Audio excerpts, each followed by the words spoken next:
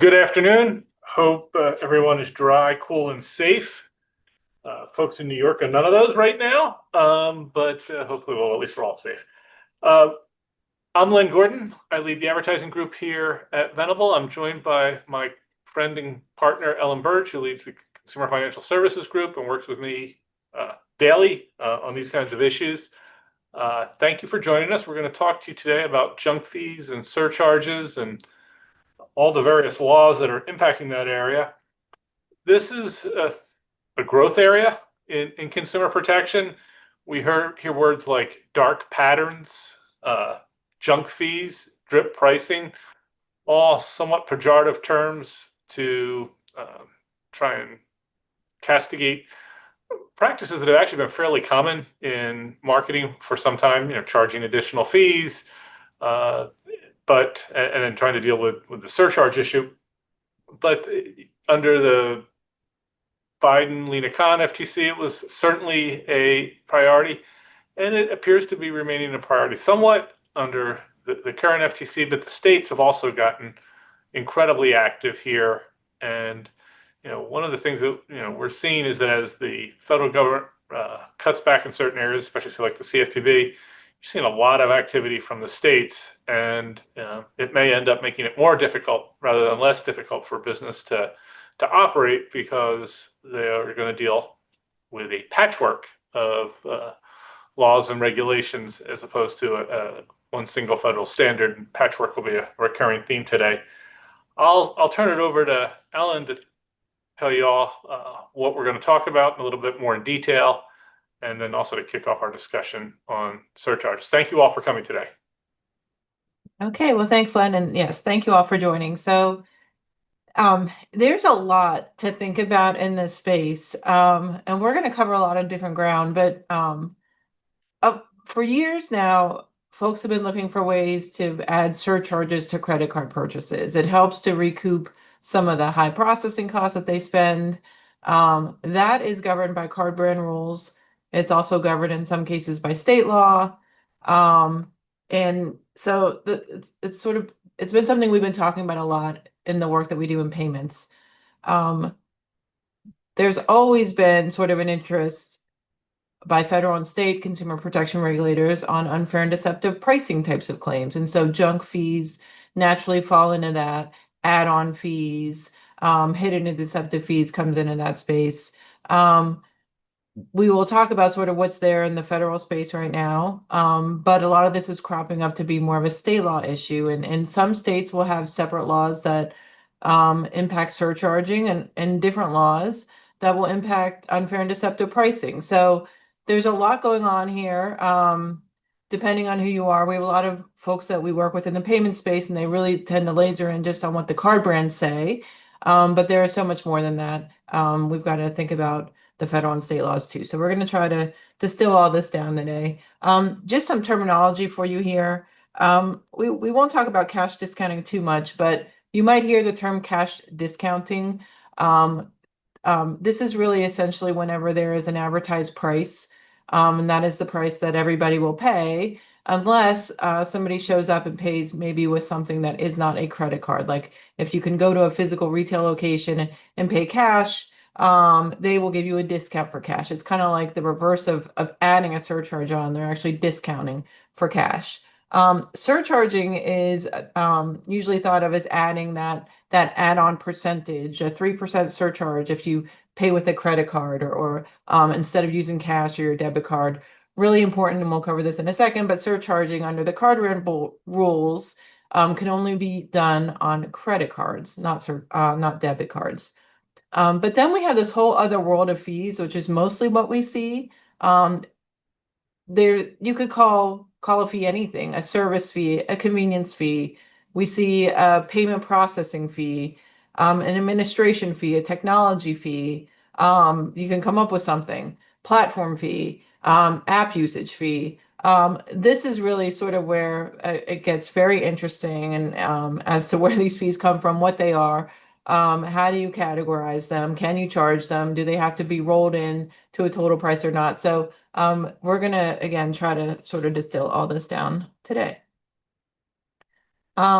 Okay, let's talk surcharges first. So there are rules for surcharging under the card brands, Visa, MasterCard. This is a summary of the rules. This isn't all the rules, but this is a decent summary for your reference. Um, as I said earlier, you may only apply a surcharge to credit card purchases. You cannot use them on debit cards. So that's number one. If you are going to surcharge, you can't just do it. You have to talk to your payment processor, the acquiring bank that is sort of behind your payment processing systems, and make sure that they know that you're surcharging, because they also need to let the card networks know that you're surcharging. This is a huge area of enforcement actually for the card brands. Visa has had mystery shoppers that it has sent out into the marketplace for years now, and the fines it's looking for, it will go into a restaurant, for example, or a place of business, and find the ones that are surcharging without proper disclosure, and certainly without having it sort of registered with the payment networks or with their payment processors, and it'll find them. And it Visa's been known for a lot of folks have talked about it, sort of going out and like sort of nabbing the mom and pops and assessing these significant penalties, but the penalties really are significant. It's, maybe you get a warning at first, but there's reports of fines that have been $25,000, $50,000, up to hundreds of thousands of dollars. So they take this very, very seriously. Um, anyway, so back to the rules. The card brands have sort of worked together and said that if you're going to impose a surcharge, you need to do it on all of the cards, all of the payment networks. You can surcharge based off of like a dollar amount. So if you want to do $2, you can make it fixed, or you can make it a percentage. But most importantly, really, it's got to be disclosed, and it's got to be disclosed. The amount of it has to be disclosed. It's got to be, if you're in a physical location, at everywhere you can do it that makes sense. But certainly at the cash register, really at the point of entry. If it's on a website, they really want to see that sort of upfront. Sometimes it may be too late to do it later. And by the way, we're going to talk about how surchargings fit into sort of total pricing laws in a second. But disclosure is really key under the card brand rules, as it would be under sort of consumer protection rules. And there are limits under the card brands on how much, if you're going to do a percentage, how much it can be. They're not aligned, but they're there. You can't go crazy on the surcharge, and those are the rules. So if we move over to the federal and state laws, maybe good news is that federal law does not prohibit surcharging. It's the states that really come into play here. And most places you can surcharge. There's a few states that still have enforceable laws. There's questions about other states. Some states have laws prohibiting surcharges on the books, but they have been found to be unenforceable. And then there are some new surcharge laws that are sort of cropping up, and even if the state doesn't prohibit surcharging, it may restrict it in some other way. So you really want to sort of get this sorted out if you're going to employ a surcharging program. This is just examples of some of the things that you can see in the state laws. There are some states that have this concept of like single sticker pricing disclosure. So I always think about like a shirt in a store with a pricing tag on it, and they would want that surcharge to be like on the price tag. I haven't seen it, but maybe I need to shop more. But single sticker pricing is very sort of a common among many states. Some states will limit surcharges in different ways than Visa and MasterCard would do it. Here's the Colorado rule. You can surcharge either 2% of the transaction, or the actual amount that the merchant would pay to process the payment processing transaction. You can pick one. But again, if you pick one that's higher, if 3 or 4% exceed your total cost, you might be violating the Visa MasterCard rule. So again, you got to align all of this. Other places like in Massachusetts doesn't allow merchants themselves to surcharge, but a third-party payment processor can add sort of a payment processing or surcharge fee on. So again, just to organize this, get it aligned, watch the developments is a key thing. New York for now, probably going on 2 years, has had, I don't know if as popular isn't the right word, very sort of well-known surcharge law. It was kind of one of the earlier states to just come out and have this surcharge law on the books. But New York very clearly requires that if you're going to surcharge, you've got to clearly and conspicuously disclose it. But not only that, they want you to incorporate the amount of the surcharge into the total price. So this is sort of the earliest version of total pricing disclosure laws, which we're going to talk a lot about. But New York wants you to disclose the surcharge in with the price. Let me see if we can get to some examples next. New York, you can put two prices on a label. So you can have the cash price and you can have a credit card price with the surcharge included, or you can advertise one price and do a cash discount. But if you're going to add a surcharge in New York, you've got to make this total price disclosure for the consumer. So there's been this sort of no math required. You can't say $10 plus a $3 surcharge. You have to say $13. So no math in New York. There's guidance that the New York governor's office has put out. This is just a snippet of it. We often call it like the gas station model. You could see on the right, the credit card price is at the top, the cash price is at the bottom. There's a lot of other examples in the New York guidance. Actually, the New York guidance had some errors in it very early on, but they have fixed that. And if you go find it now, you can find all sorts of examples. But one example of what's not legal is what you see at the bottom, where you just, even if you've got this like bright orange sign that says 4% credit card processing fee added at your cash register, and somebody could still walk out of the store, put the shirt back and not buy it, it's still illegal to do it that way. You actually have to mark the price up. New York has been actually enforcing its surcharge rule sometimes in strange ways, and this is just kind of a fun, strange way case. So this was this was a case that New York filed against the owners of like a manufactured home park. There are all sorts of sort of like health and safety violations and those types of things. But whenever they went in to investigate, they went in the rental office and saw that there was a price listing for the monthly rental fee of $500 plus $15 or a 3% surcharge. And so this got added in to this case, which was like not at all about pricing and surcharging and things like that. But New York had its law, so we could throw this in. So it just sort of goes to show you that, these can be it is being enforced and it can be enforced. Another sort of fun thing, I have to check and see if this even went anywhere, but I mentioned earlier on that like Visa in particular was sending secret shoppers out and kind of crushing these small retailers for imposing surcharges when they didn't do it the right way, essentially. And that's a lot of burden. I mean, it actually the punishment really falls down on the acquiring banks, who then push it down on the processors. But then, of course, it gets pushed down to merchants, as things always do. But even still, everybody was feeling really bad for these merchants. Somebody in New York proposed a bill that would actually prohibit payment card networks from enforcing the New York surcharge law.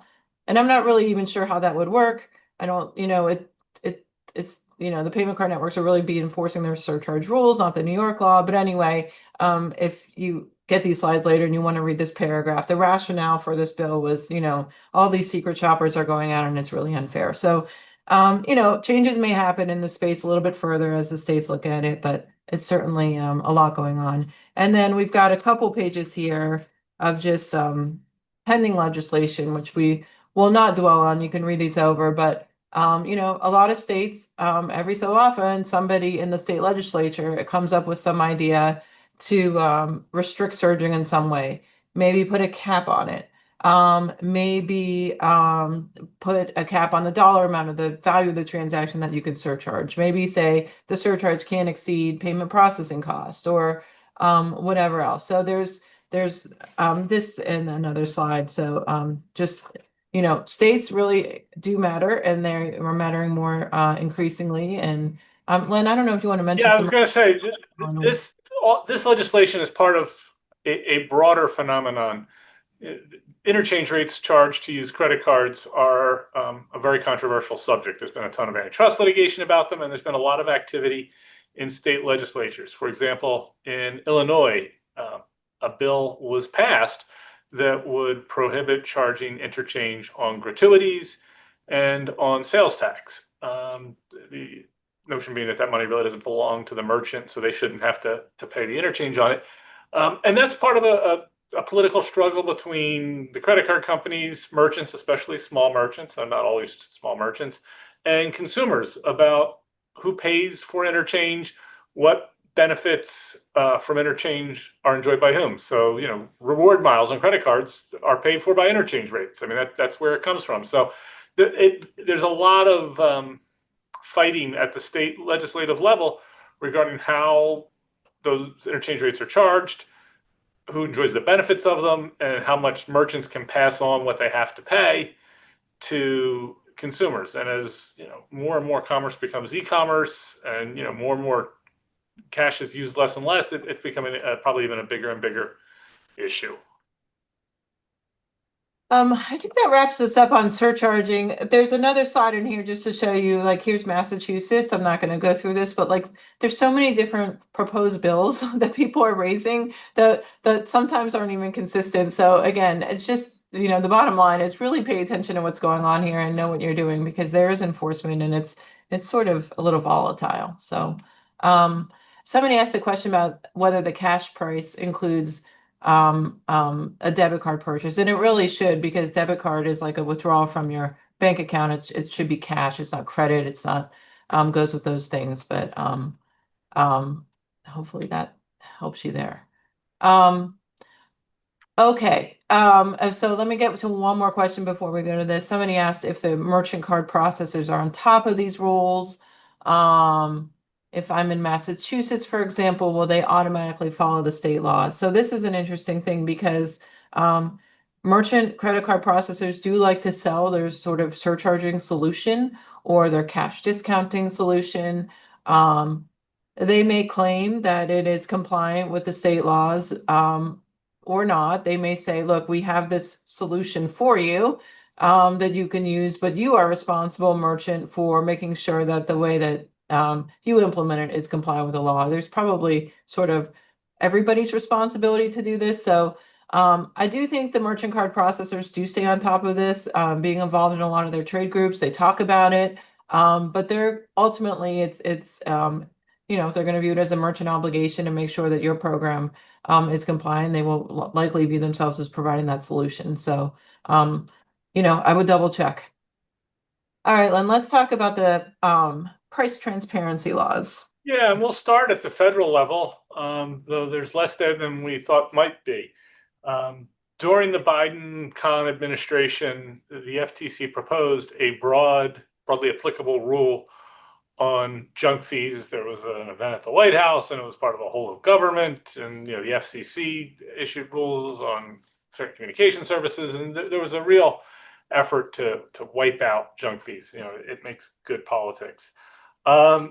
Ultimately, so that was like 22 and 23. In December of 24, the FTC announced its rule on unfair deceptive fees, but to get the rule passed, what was then a 2-2, two Democrats, two Republicans commission, they needed to compromise. And so the compromise was that the rule only applied to live event tickets and short-term lodging. So, think you're going to buy concert or football or basketball tickets or other live events, or, hotels and motels, essentially. So there was some criticism from the now FTC chair, Mr. Ferguson, who at the time was a commissioner, saying that this was done at the last minute. It was, done sloppily, but there hasn't been a challenge to the rule. And so, it's on the books. We'll see how much the Ferguson-led FTC enforces it, but, it is there. And, if there are draconian consequences if you don't follow it, if you're in the live event or short-term lodging business, including civil penalties of in excess of $50,000, up to 50 in excess of $50,000 per violation, and the ability for the FTC to seek redress, which would probably be the amount of any fees, which could add up in a if you're selling a lot. So what does the rule provide? It requires upfront disclosure of total price, and that total price must be more prominent than any other pricing information. And the more prominent is important. Some of the state laws don't go there. They just require that the total price be clear and conspicuous. But the FTC rule requires affirmatively that the total price be the biggest price. So if you're breaking out the components, the total price has to be bigger than any of the components that you're disclosing. There are certain things that you don't have to include. Government charges imposed on the transaction, think taxes, shipping charges, including private mail and shipping services. But again, it is going to have to be the actual charges. If you misrepresent the charges, either what they're for or that they're actually incurred, that is a separate violation of the statute. Fees that a consumer can avoid, optional fees. It's an add-on. It's a rollaway bed in your hotel room, or you buy insurance on your live event tickets. Things that you have a choice whether you purchase that or not. Those do not need to be included.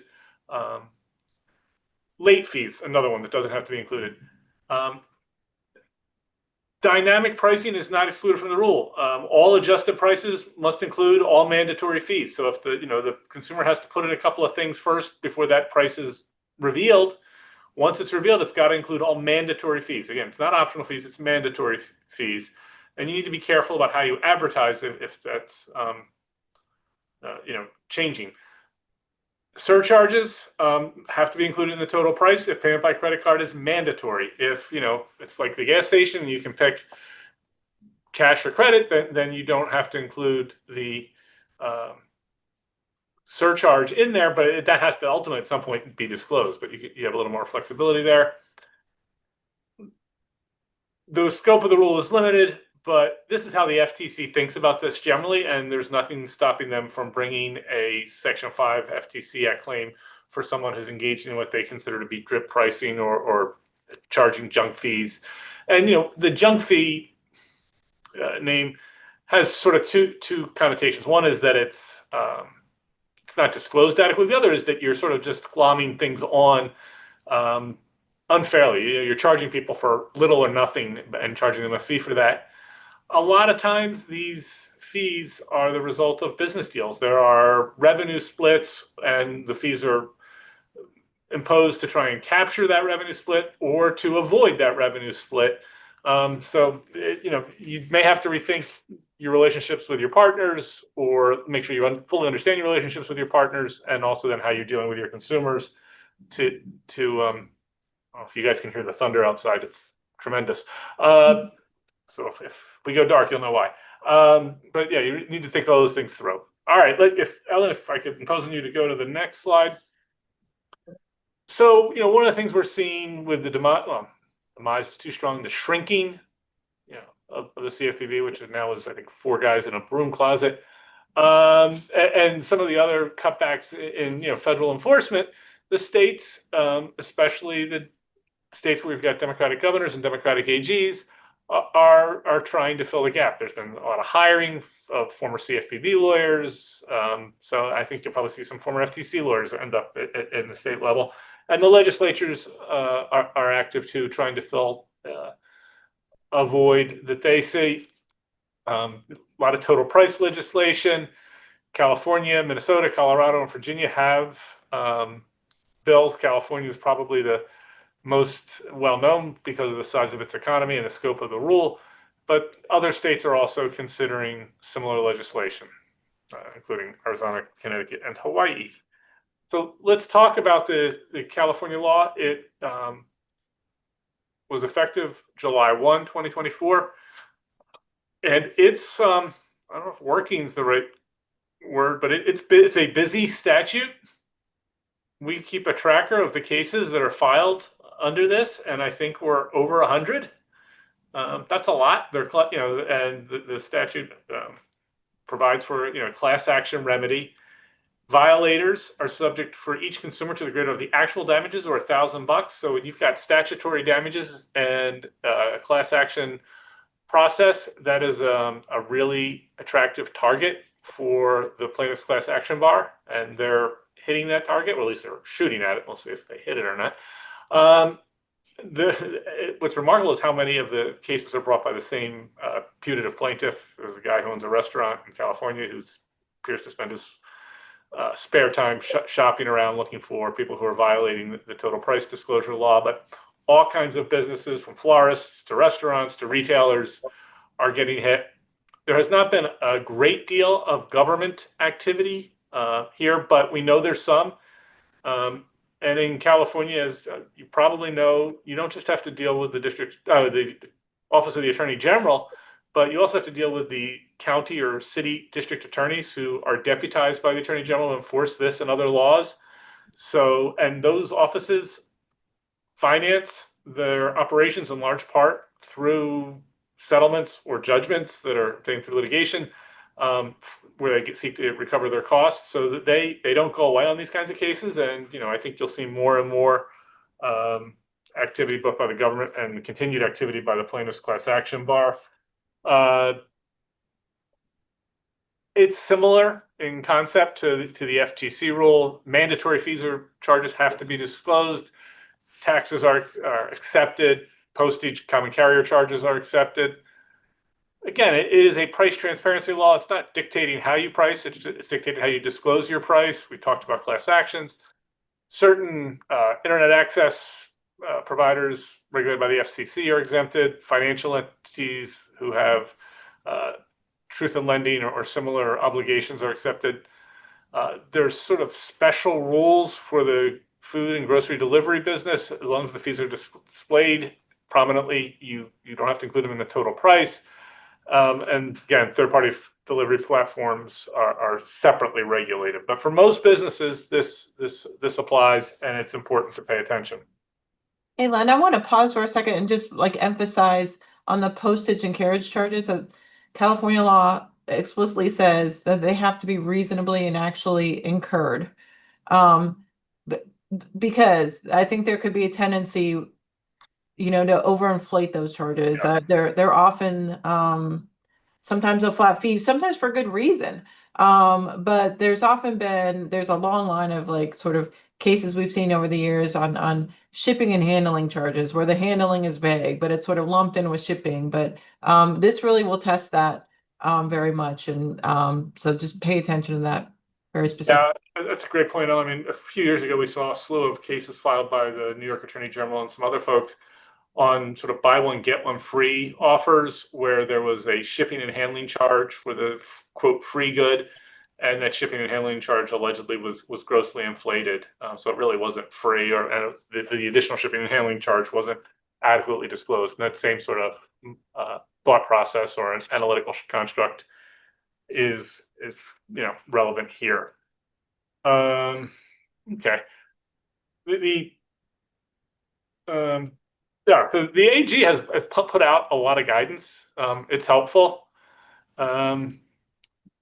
One of the most important things is that the total price has to be upfront. You can't wait to the last page of the checkout process or the last turn of the checkout process to disclose it, and that disclosure then doesn't cure the prior failure to disclose. So it's the advertised or listed price must include the full price. It's not something you can add a handling charge at the last turn. We talked about reasonable and actually incurred. You can't fluff those up to try and recoup a little extra money. Discounts and coupons are fine. Less than the advertised listed price isn't an issue. It's more that's an issue.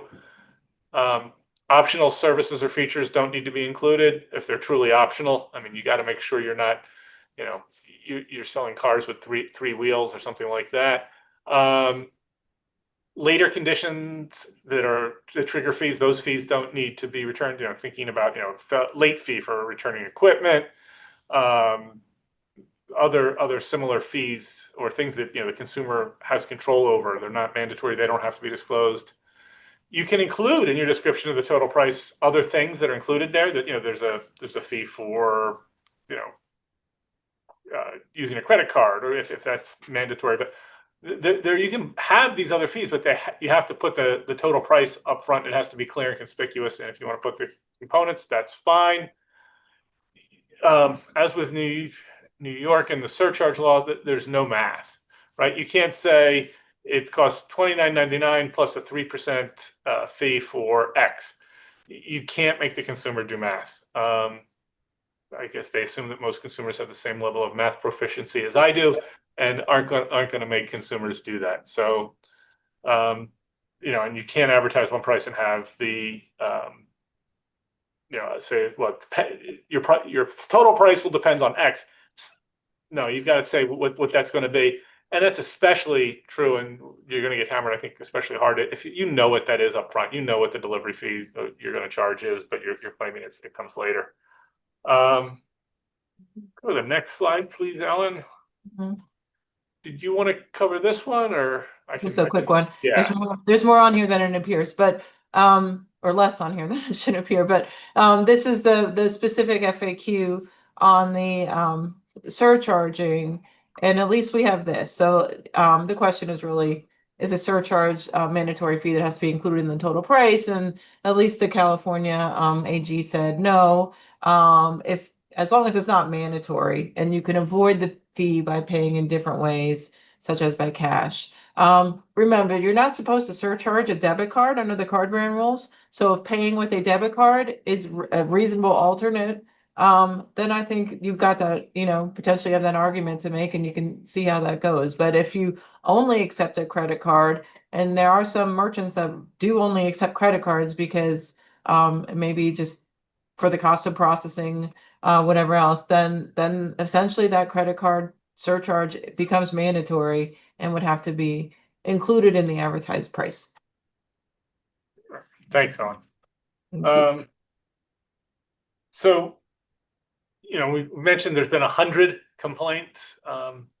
There's some trends or popular themes or common flaws that the plaintiffs have picked out.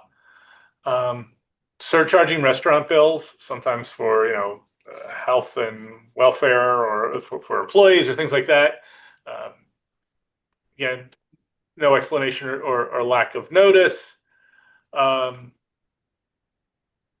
Ticket selling, this would also violate probably the federal statute without the service fee. Hotel room hidden fees, very popular topic here, and there's a lot of the kerfluffle around hotel fees that really gave this initiative some momentum. Receipts showing multiple undisclosed fees, a to-go fee for a restaurant, employee service fee, credit card surcharges, none of which were disclosed up front. Convenience fees or transaction fees added by platforms for school lunch accounts. Again, another issue. Living wage surcharges added to bills. Again, if you're going to do that, you've got to disclose it very clearly up front. This is by no means exclusive, but it is, I think, illustrative of the kinds of issues that companies are getting sued over, and you should be able to extrapolate from this to your marketplace to figure out where the lines are. Let's go from California to Minnesota. Minnesota had one of the early laws. They've got a bunch of guidance here. They've got some FAQs. This is cut and pasted, and it's similar to the FTC statute. It's similar to the California law. It's price transparency. You can't hide the fees you're going to charge. You can't save them for later in the process. It requires honest and transparent pricing. Mandatory fees must be included in the total price. Mandatory fee is something that must be paid and not avoidable by the consumer, and a reasonable person would expect to be included in the purchase.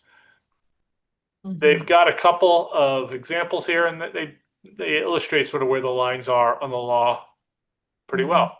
So the first one, which is compliant, is advertised price $20. The next, advertised price $20, with, right underneath it, an asterisk includes $2 service charge and $3 surcharge. So again, that's $25, and this is compliant even though it doesn't say. Well, it includes the two components, right? So your advertised price is still $20. The next one is not compliant because it doesn't state the total price. Again, the no math rule, even for basic addition, applies, because even I can do this math in my head without a piece of paper. So if you say the advertised price is $15 and then you list a surcharge of $3 and a service fee of $2, that doesn't work, because the consumer has to add 15, 3, and 2 to get to 20, and that's you're not listing the total price. And it's also, I think, ambiguous whether the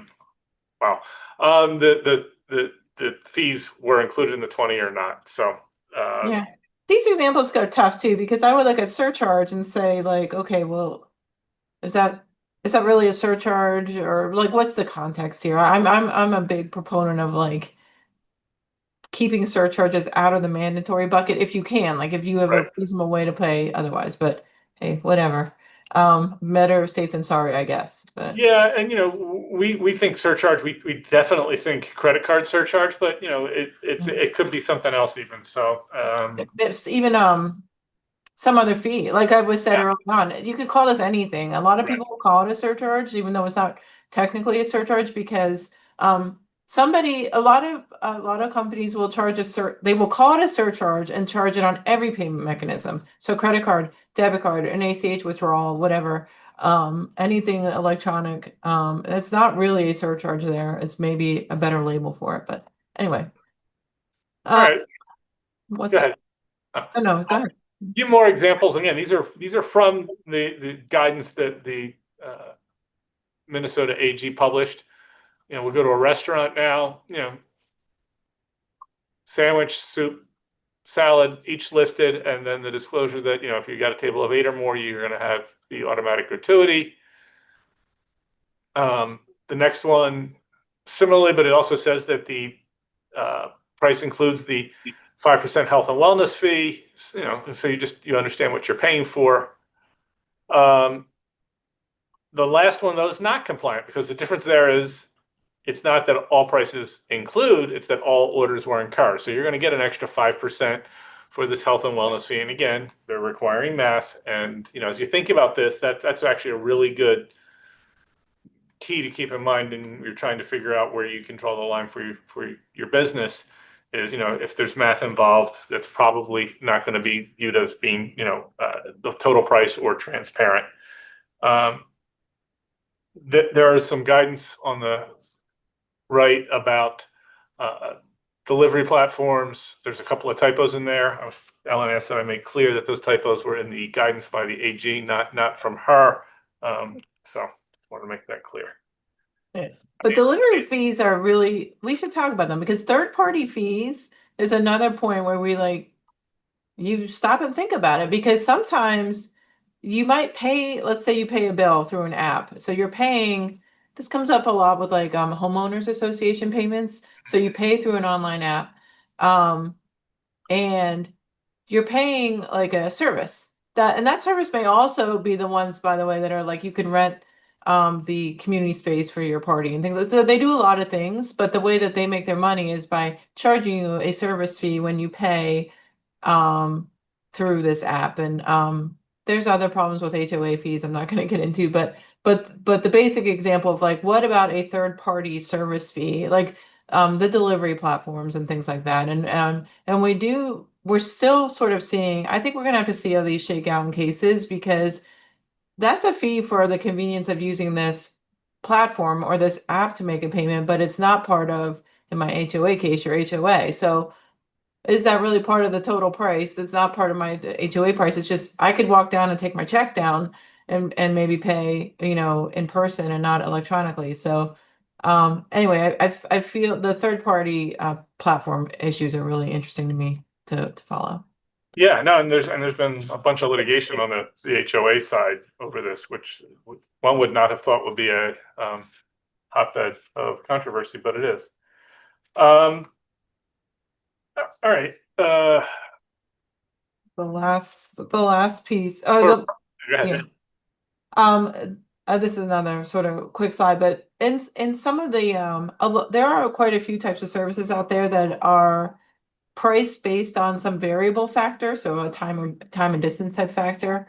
That can be really hard to add your $3 service fee into that. And so some of the newer laws that have been proposed, and the Minnesota law has it, and some of these newer ones have it, will actually exempt variable pricing from the total price, but they still want to make sure that you're disclosing it and other things like that. So again, I'm curious to see like the first cases in this and the defenses and all that. Everything is always subject to this interpretations and how is it going to play out, but there is some variable pricing lenience if you're in that space.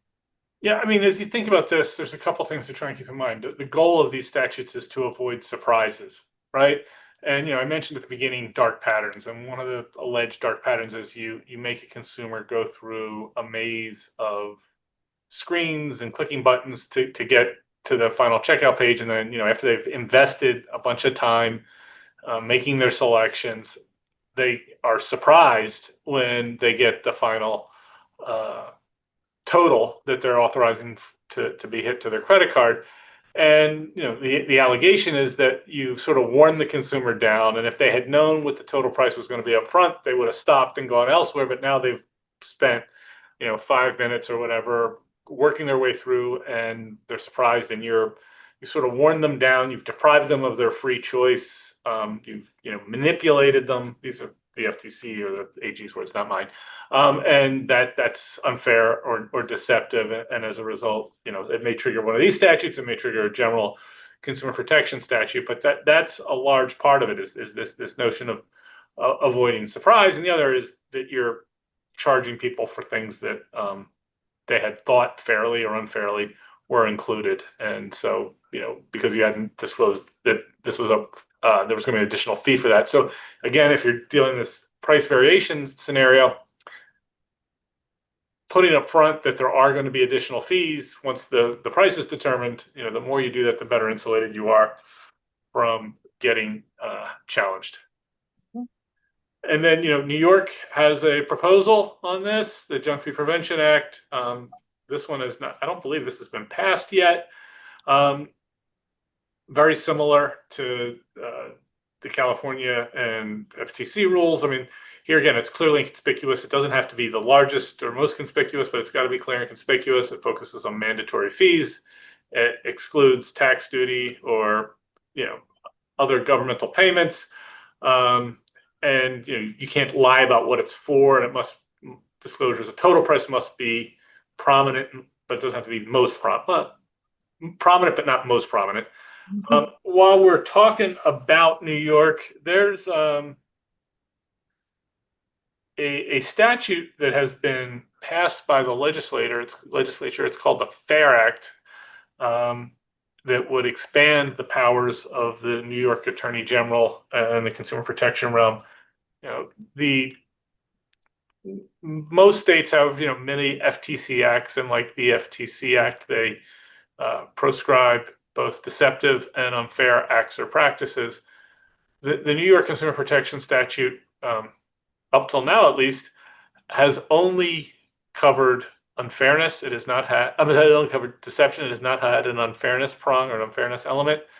This statute would change that and add that to the things that the AG can sue over. I don't think any of us think that the AG has been hamstrung tremendously. That's obviously an incredibly busy office, but this, Attorney General James went to Albany and lobbied for this bill to close what she thought was a loophole in her authority.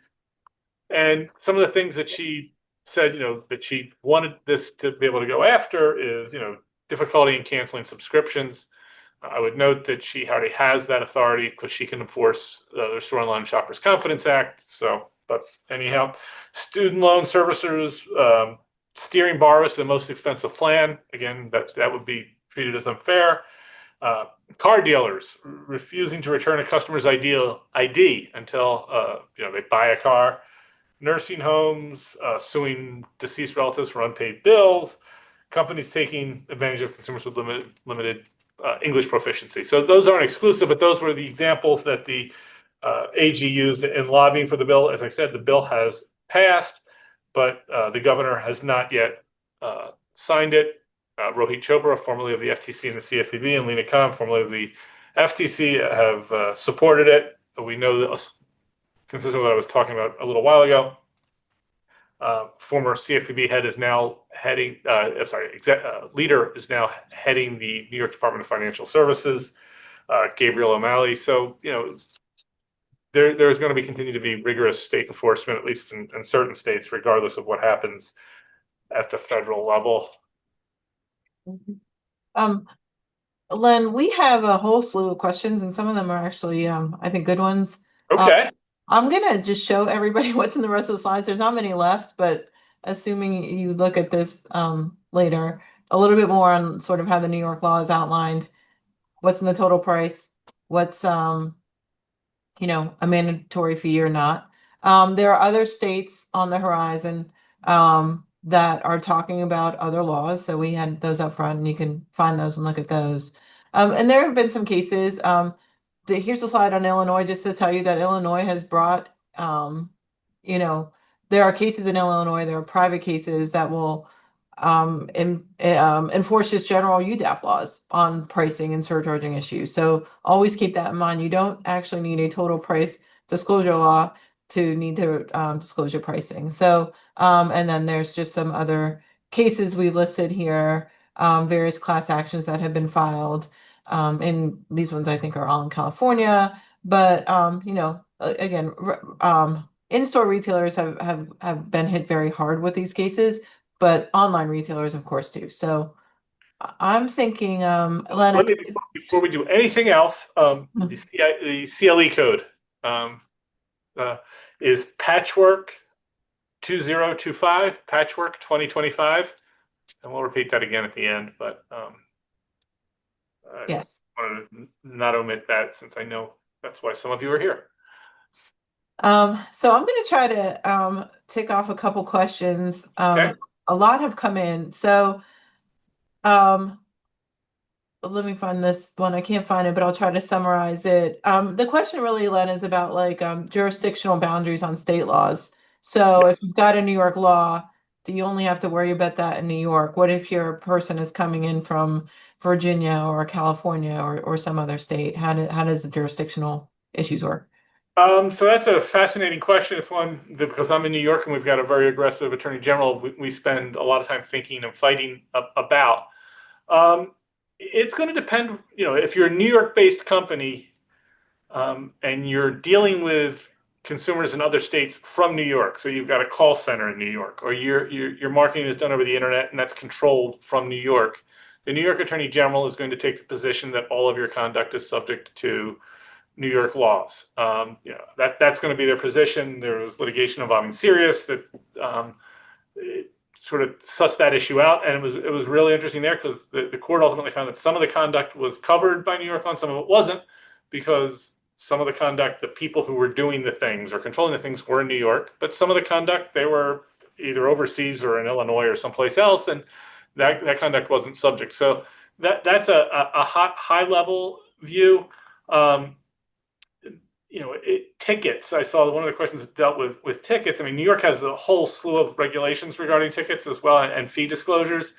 But I would think about that this way: if you are selling tickets to events in New York, whether it's sporting events or on Broadway or whatever, to people wherever, I think it's safer to think that New York law applies. And certainly, if you're selling tickets to New York customers, New York law applies. And there are a lot of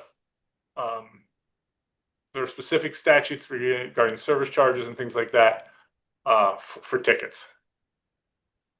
There's a question that came in that I'm going to answer because I just looked at it the other day, but the question was about, let's say you are not, you're not the hotel seller, but you are offering hotels. Sometimes banks and credit cards that have travel programs will offer hotels. And so the question is really like, if I'm the third party and I'm passing along hotel information, maybe a third party travel, do I have to, do the pricing disclosure laws really apply to us? And I looked at this actually, another context that could be very similar would be like a trade association conference that might make room hotels available. So they would advertise the price of a hotel room. The law does not specify that the law is just applicable to sellers of hotels or sellers of travel. It's anybody. So any business that is advertising the price of a ticket or advertising the price of a hotel. So it really technically could expand to anybody, and you've got to be careful on what you're disclosing. I think it's going to depend somewhat on who the consumer's paying at the end of the day. Like if you're paying the trade association for the hotel and the trade association is adding fees or not disclosing the hotel's fees, I think the trade association would be on the hook. If the trade association just has a link and that link takes you to the hotel, I think it'd be a little harder to tag the trade association with deceiving its members over fees that the hotel charges when you really just get directed to a hotel website. You put in your code and you get the special rate for the American Bar Association conference or whatever. So I think that will depend. Um, you know, on the if the third party is selling your product, telemarketer or affiliate advertiser or a travel agency, and they're either adding fees or not disclosing your fees properly, and you're paying them to sell your goods, I think you're going to be responsible for whatever that agent of yours. I mean, it's just basic agency law. You're probably going to be responsible for what they do. I would agree with that, all that. I mean, everything is so case by case. I mean, Facts matter. yeah, very much. Um, I lost the question here, but somebody had asked about flat rate shipping, I think. Um, is flat rate shipping exempt because it's shipping? I think this is a tricky one too, because I do know a lot of companies will come up with flat rate shipping because it's just easier and they might take an average and but technically if you're in California in particular, it's got to be reasonably and actually incurred. So what's your view on that, Len? My view is, if you're talking to your business people, tell them, all right, so you want to sort of use this puffy average of what your shipping costs are because you can recover a little bit here, make a few extra bucks goes to right to the bottom line. You need to make sure that whoever is making this decision understands that there could be a day when they are sitting in front of a court reporter at a deposition and they're being asked, what was your basis that your shipping cost was $12.95 per product, when the documents that we've seen show that your average shipping cost is $4 per product. What was did you have that data? Were you lying? I mean, so it could be uncomfortable with your business people, but if you're under these rules and these statutes, if you're saying something is your shipping cost, you're going to have to back that up. I mean, you may not have to tie it out to the penny because but if your data shows your average cost is $4 and you're charging people $12 for shipping, that's going to be a problem because it's not your shipping costs. And again, one of the other goals of these statutes is to let consumers do apples to apples comparisons. And if there's just this sort of inflated shipping cost and you don't see that until the end, it's harder for a consumer to compare the price of similar products or services.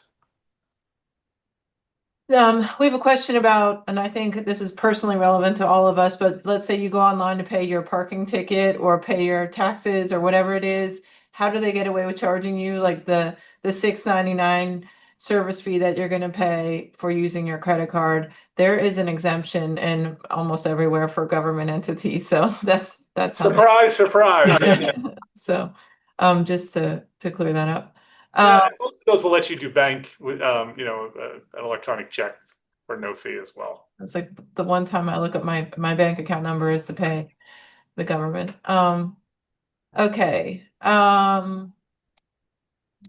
Okay, somebody asked a question about what happens if our payment processor imposes transaction costs for debit card acceptance that get passed on to us. Are we allowed to pass those costs on through to clients?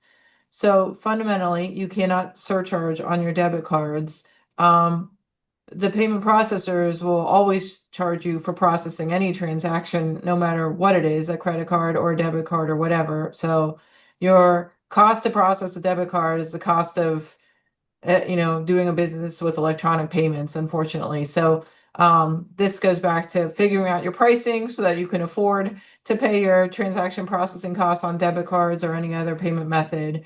But just because you get charged transaction processing fees for debit cards doesn't mean that you can sort of surcharge or pass that along. You might not even know how much you're paying in transaction processing fees until you get your statement later, because they could be variable based on the kind of card that's being used, although that's more so true for credit cards than debit cards.